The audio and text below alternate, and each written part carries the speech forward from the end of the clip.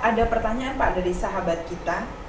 Apakah ada perbedaan yang signifikan antara puisi-puisi Rumi di buku Ghazal dan Matsnawinya? Iya. Atau mungkin itu nanti kita bahas di sesi dengan Pak Saleh ya. Karena itu berkaitan dengan fihi ma fihi. Ghazal-ghazal di fihi ma fihi. Sedikit mungkin gini ya, Vi. Tapi nggak apa-apa juga sih, nanti kita ulangi lagi. Iya. Ghazal itu sebenarnya kan bagian dari puisi juga, cuma dia bermusik. Iya. Gitu. Nah, yang di Masnawinya itu kan hanya puisinya aja yang tertulis gitu. Nah, kalau Ghazal itu kan dengan iringan-iringan musik. Ini yang kita baca tadi termasuk? Ya kalau kita iringin musik, di Kepulauan Riau sendiri itu kan ada itu musik Ghazal. Tradisi Ghazal itu ya. Jadi ketika kita membaca puisi dan diiringkan musik, itu menjadi kemungkinan itu pemahamanku seperti itu. Ya karena ya jadi musikalisasi puisi mungkin semacam itu. Karena ada juga yang kemudian Rumi ini kan menulis beberapa buku kan, Fihi ma Fihi dengan Masnawi. Ini kan perbedaannya kan mencolok sekali. Kalau Fihi ma Fihi itu narasi, prosa. Kalau Masnawi itu puisi, kan berbeda. Jadi kalau tadi mungkin maksud yang ditanyakan dari dua buku itu, penulisannya Rumi berbeda. Yang satu dia nulis prosa, yang satu dia nulis puisi. Ini bukan Ghazal tadi? Iya. Ghazal dan Masnawi. Iya, maksudnya kalau di Masnawi itu kan terdiri dari ghazal-ghazal yang bisa kemudian dipuisikan dengan musik dengan begitu. Mungkin pertanyaannya digeser dengan dua perbandingan tadi yang beda nggak antara Fihi ma Fihi dengan Masnawi gitu. Nah itu kan jelas. Jelas itu ya. Bukan ghazal dengan puisi. Mungkin lebih tepatnya pertanyaannya itu. Ya kan? Nah ghazal ini kayak semacam jenis puisi, jenis musik ya dari Persia. Mungkin itu nanti mungkin kita bisa lebih gali lagi. Ada pakarnya kan? Iya, Fihi ma Fihi ya dengan Pak Saleh. Oke. Nah, kembali ke Rumi tadi bahwa landasan syair-syair puisi Rumi itu adalah memang ruhnya memang cinta ya kan. Tapi cinta yang utuh dia ya, bukan hanya sekedar rasa yang hanya terbatas di kata-kata, terpenjara di kata-kata, tapi juga terwujudkan dalam tindakannya, gitu kan. Jadi ya kalau biji ya dia memang biji ya memang sama kulitnya. Jadi maksudnya gini, Rumi itu pernah berkata gini, jangan kau kira ketika kau menanam sebuah biji tanpa kulit kau akan mengharapkan tumbuhan pohon yang bertumbuh dengan dengan daun-daunnya yang lebat. Ketika kau melupakan kulit yang menempel di bijinya, gitu. Jadi memang sebuah keutuhan. Biji itu sendiri yang cintanya, kulitnya itu mungkin tindakan-tindakan aplikasi. Memang biji itu nggak terlepaskan. Dari tindakan Pak. Dari tindakan. Ya. Jadi sekali lagi Rumi pun berbicara tentang biji.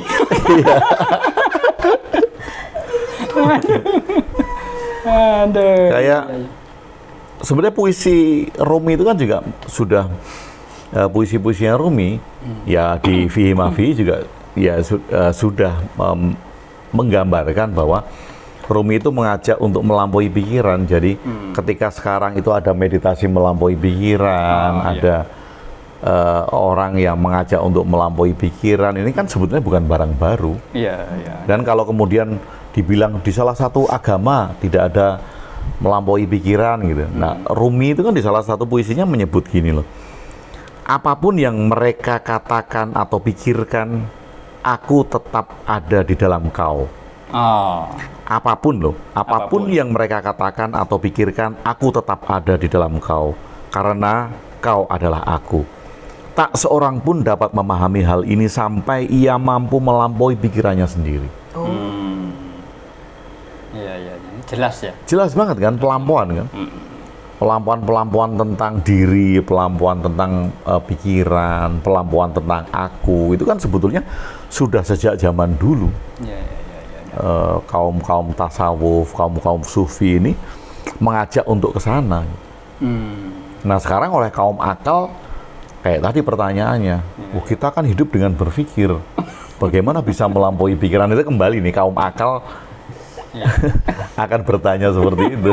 Kalau ini Pak, surga dibuat dari asap hati yang terbakar habis. Dan mereka yang diberkati Tuhan adalah orang yang hatinya telah terbakar habis. Itu juga keren loh ini. Karena kalau penggambaran hati terbakar habis ini kan juga melampaui dari perasaannya sendiri kan.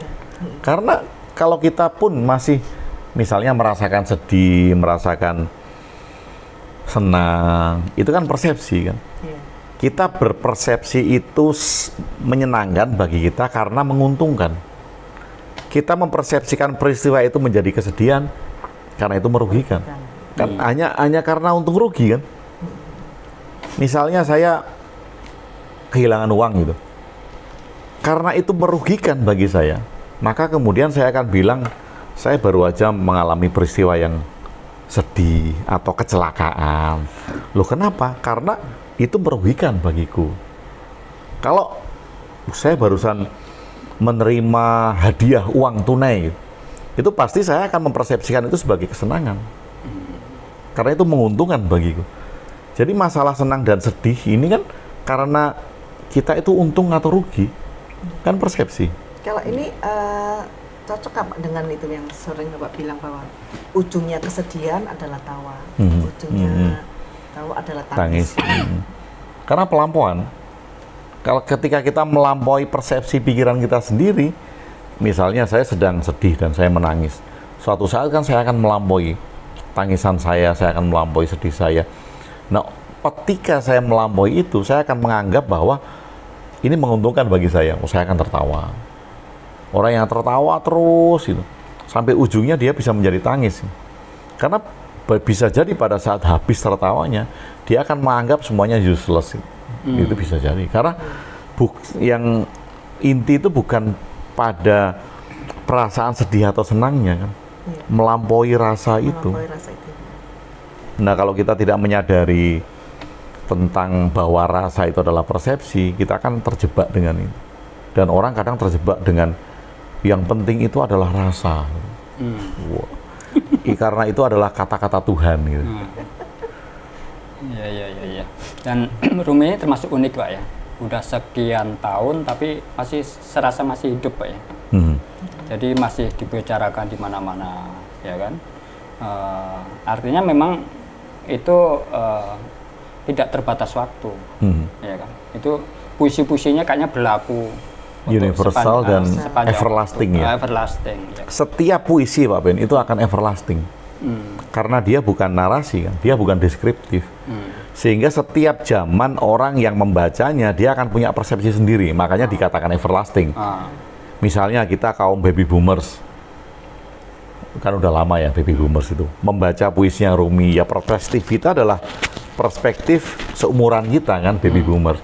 Ketika anak-anak milenial, generasi strawberry sekarang gitu misal, ketika dia membaca puisi yang sama, dia akan mempunyai persepsi yang berbeda, dan bagi dia itu update gitu. Nah, sampai kapanpun sesuatu yang berbentuk puisi akan everlasting karena menyesuaikan dengan fase. Betul, iya. Itu yang dikatakan.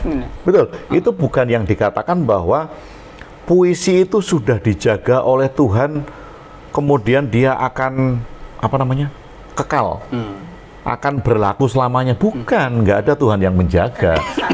Karena itu sastra, dimanapun sesuatu yang bersifat sastra itu akan everlasting. Everlasting. Jadi setiap orang, setiap zaman akan mengatakan, gue banget ini ya. Iya. Bukan, kita masih harus bedakan ya. Bukan karena kehebatan, bukan karena kehebatan apa yang dianggap sebagai, misalnya kalau kita bicara Masnawi gitu ya di Rumi. Bukan kehebatan Masnawinya. Bukan. Karena Masnawi berbentuk puisi, maka dia everlasting. Bukan karena Masnawinya kan, tapi karena puisinya gitu. Jadi kalau ada kitab yang berbentuk puisi, sudah pasti everlasting. Nggak usah dijaga Tuhan. Dia akan menjaga dirinya sendiri. Akan menjaga dirinya sendiri, karena dia memilih untuk menjadi puisi gitu kan. Tadi ada yang pernah nanya tuh Pak, kenapa ini mungkin nggak tahu saya perlu dibahas sekarang atau dibahas dengan Pak Sananti. Ada yang nanya kan bahwa kenapa Rumi itu mengambil putaran hanya satu arah? Kalau itu gini, menjadi sangat bisa kita alami kalau kita mempraktekkan kan. Iya. Coba berputar searah, apa namanya? Seiring, Dua arah, enggak searah jarum jam. Searah. Kalau Rumi kan berlawanan jarum jam. Berlawanan arah. Coba berputar searah dengan jarum jam. Iya. Berarti kejelungup. Kejelungup. Iya. Secara logis ya kejelungup. Udah pernah nyoba itu. Iya, kejelungup. Karena gini. Karena mundur. Iya, karena gini, ini seperti ini loh. Seperti ketika kita loncat dari kereta yang sedang berjalan cepat, iya, ya kan? iya. Kita loncat ke sono, ya kan? Ya, kita mundur, kita akan terbawa. Iya. Karena berlawanan dengan putaran bumi kalau. Iya, itu apa namanya, hukum relativitas kan. Semacam itu ya. Jadi kalau kereta jalan ke sana, ya kita melompatnya kan ke sana gitu kan. Mengapa kita nggak melompat zigzag gitu? Kesini ke sana, ya kesini kejelungup itu pasti. Ada gravitasi, Sama. gravitasi. Sekarang misalnya ini bentuk kaki kita ke sana nih. Kemudian kita mau berputar searah jarum jam, kan ke sini. Iya. Sedangkan kaki kita itu mengarahnya ke sana. Kalau whirling dervish ini kan berputarnya ke sini kan. Iya. Kaki kita ke sana kok. Coba kalau kita ke sini. Apa nggak jungle itu? Coba praktek nih. Ya. Jadi makanya kadang ada beberapa hal yang harus kita praktekkan supaya kita tahu dampaknya seperti apa. Untuk waktu dekat kapan kita akan mempraktekkan bersama, Pak? Yang mau nggak apa-apa, Pak Ben? Yang mau nggak apa-apa. Minimal kita akan lakukan itu rame-rame besok ya, Pak ya. Oh betul, Pak Ben. Itu bisa juga ya jadi ide ya. Iya. Jadi supaya bisa menjawab dengan pengalaman kan, Iya. bareng-bareng di video pada jungle gitu kan. Itu tanggal. Sebelum yearly kita praktekin Iya. searah jarum jam. Iya, iya. Nanti Jungle tanggal dulu 13. sebelum Oh, iya. Beneran. Iya. Tanggal 13, Pak ya. Tanggal 13, 14, 15 Oktober. Masih ada waktu untuk join. Untuk join. Oke, iya. Nah, sebelum di akhir sesi ini juga ada yang menarik dengan salah satu puisinya lagi, Pak Ben. Oh iya. Bunda ini. Di bagian itu Romi menulis gini. Jika kau berputar mengelilingi matahari, maka kau pun akan menjadi matahari. Jika kau berputar mengelilingi seorang guru, maka kau pun akan bersatu dengannya. Kau akan menjadi sebutir permata jika kau mengelilingiku, dan kau akan berkelip seperti emas jika kau menari mengelilinginya. Nah, kudanya itu ditulis dalam huruf besar. Iya. Perlu yang didalami lagi nih, Pak. Betul, dan artinya apa? Ini kan atensi kan. Misalnya kalau ada orang yang menyarankan setiap hari harus mencintai uang, setiap hari harus berpikir tentang uang supaya dia mendapatkan uang. Nah ini kan relevan sekali kan. Jika kau berputar, ini saya ganti seorang guru itu menjadi uang ya. Jika kau berputar mengelilingi uang, maka kau pun akan bersatu dengan uang. Nah ini kan masalah pilihan kan dari atensi. Nah sekarang kalau atensi kita kayak tadi, di dalam hidup sehari-hari, materi, uang. Pertanyaannya adalah, di mana letak cinta? Iya. Mari kita tanyakan, di mana letak cinta? Di mana letak cinta? Sepertinya akan kita jawab. Cinta itu ada di mana? Tapi saya akan bacakan sebuah kata-kata Rumi sebagai penutup bahwa kematianku adalah perkawinanku dengan keabadian. Kematianku adalah perkawinanku dengan keabadian. Wow, itu istimewa sekali. Jadi mudah-mudahan teman-teman semuanya bisa memaknai puisi Rumi dalam versi masing-masing ya, karena tidak ada satu persepsi ketika dia mengungkapkan puisi Rumi itu menjadi itu yang paling hebat, pemaknaan ini yang paling benar. Oh dia profesor, dia paling benar. Oh enggak ada. Karena itu menjadi versi fase kita sendiri-sendiri. Masing-masing. Nah mudah-mudahan ini bisa mengantarkan kita untuk menjadi lebih berani menyelami cinta yang sesungguhnya. Iya. Artinya love is you. Oke, terima kasih. Ngopi dulu.